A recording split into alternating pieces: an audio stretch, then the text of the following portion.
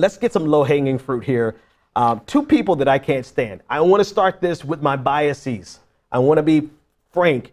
Sometimes you may have to sort through to figure out who I like or who I don't like. I try to be straight up with you.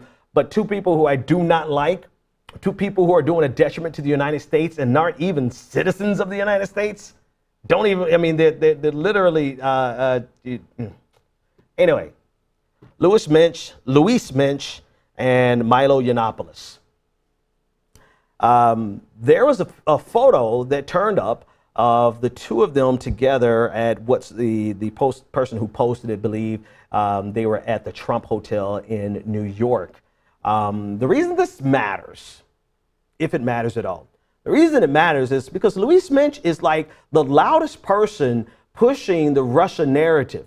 And when I say the Russia narrative, she's the lead conspiracy theorist.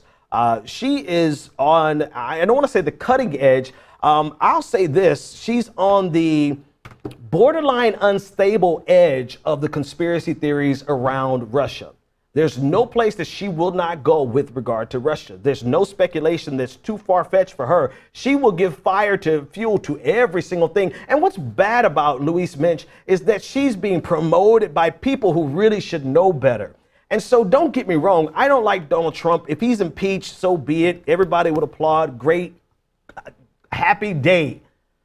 But there's a threshold of stupidity that I think that we just should not cross. There's a Rubicon of stupidity that Louise Mensch really has pushed us over the edge.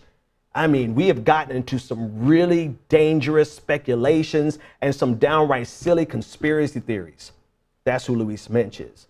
If you watched me any significant time, you know how I feel about Milo Yiannopoulos. Milo is a provocateur for profit. He loves making money by saying the grossest things that he could possibly say, the most offensive things that he could possibly say. He loves Donald Trump. He's a Trump boy. He's a MAGA, Make America Great Again. So to see Louise Mensch and Milo Yiannopoulos in the same place, smiling, chumming together. I don't know if we have the picture of them together. If we could pull that, just the tweet up. It sent off signals for the resistance.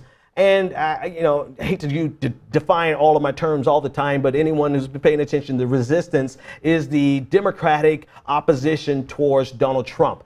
And this is what Yiannopoulos shared as a result of a person named Robin on Twitter. At the bottom, I want to read the bottom first. She said, Mensch and Milo at the Trump Tower right after the election.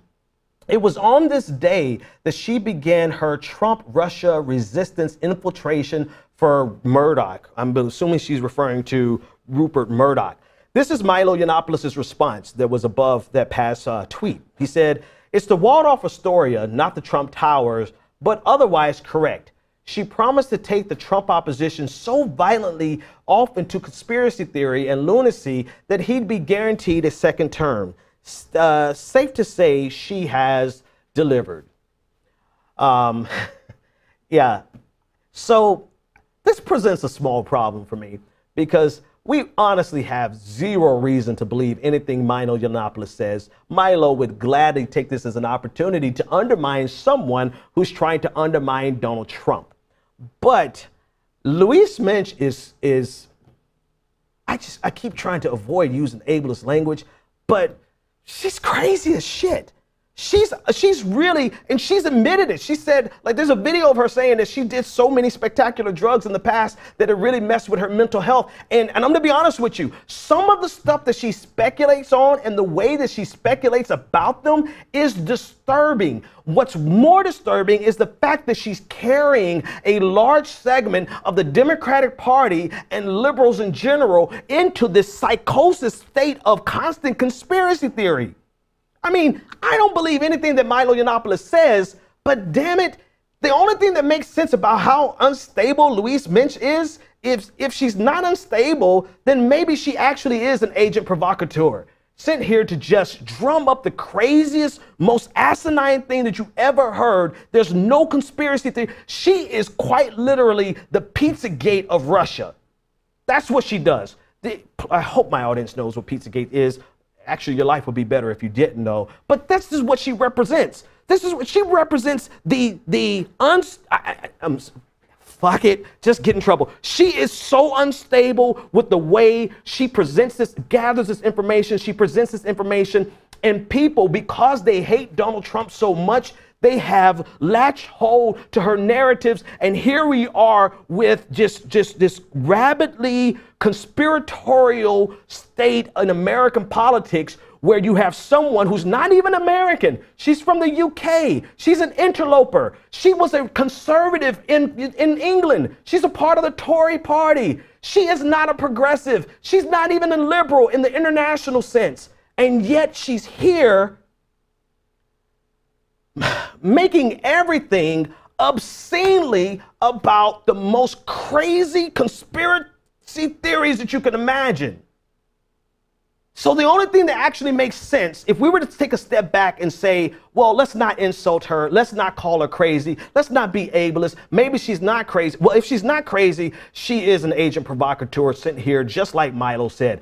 I don't really have a reason to believe either one of them, but really what I'd like in this situation is like that scene from the movie, the King, not King Kong, what's the Japanese movie where I can't think of the movie. Anyway, there's a movie where, and in the movie, you have two monsters fighting each other.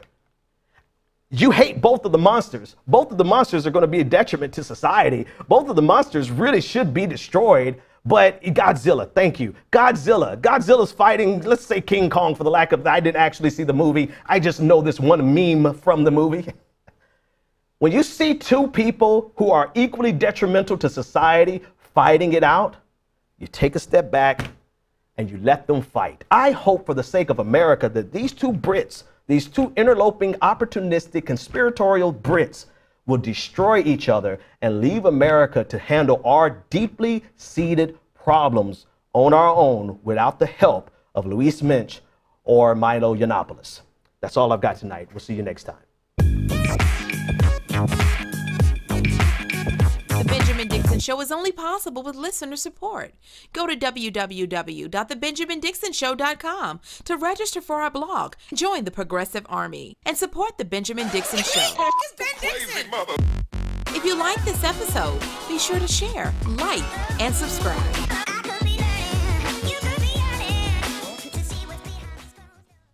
Consider becoming a Patreon. Go to www.patreon.com/The BPD Show and support The Benjamin Dixon Show.